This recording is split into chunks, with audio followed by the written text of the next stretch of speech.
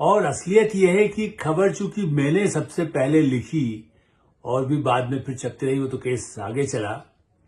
एक बड़ा जासूसी कांड की खबर 9 अक्टूबर 1985, 9 अक्टूबर 1985 को नवभारत टाइम्स पे प्रकाशित हुई और उसमें मैंने जिक्र किया कि एक विदेशी मतलब जासूसी के लिए कांग्रेस के कुछ नेता भी फंसे हुए हैं, जिसका केस काफी गंभीरता से जो भारत की जांच एजेंसियां किया है और कानूनी उसकी पूरी चार्जशीट की तैयारी हो चुकी है।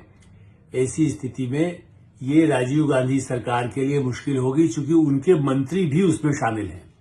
ध्यान दीजिए, कांग्रेस के मंत्री को जासूसी कांड में शामिल होने की एक खबर हमने छापी।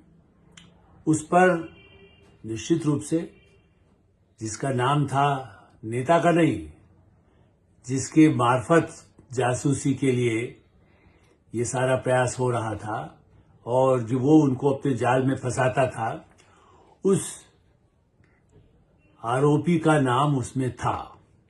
तब भी एक बड़े वकील से नोटिस हमें भेजा गया, संपादक को और मेरे नाम, और जिसमें कहा गया कि ये खबर गलत है। हमने उसका जवाब देना उचित नहीं समझा।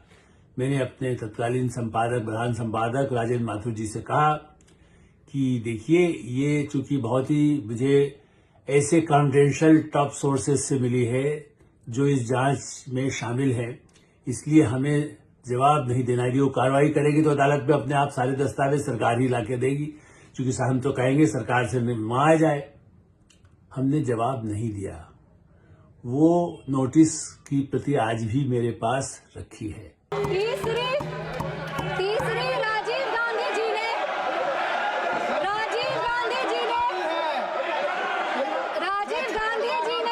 एक इंटरव्यू में आलोक मेहता को कहा था मार्च 1985 में, नो प्रमोशन ऑफ।